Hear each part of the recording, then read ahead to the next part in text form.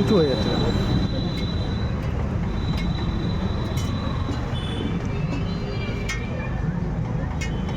তোমার থেকে মানে আরো অন্য কিছু খাইছিলাম। তোমরা ভুট্টা বিক্রি করছিলে না?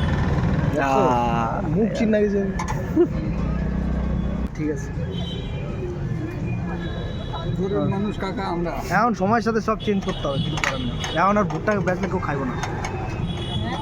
এখন করলাম এই সিজনে ভুট্টা বেচলে কেউ খাইবো না, কারণ পিঠাটা চলবে এখন না। কল্যাণের দিকে আনকমন আছে পিঠাটা। একটি না না, আরেকটা দাও। না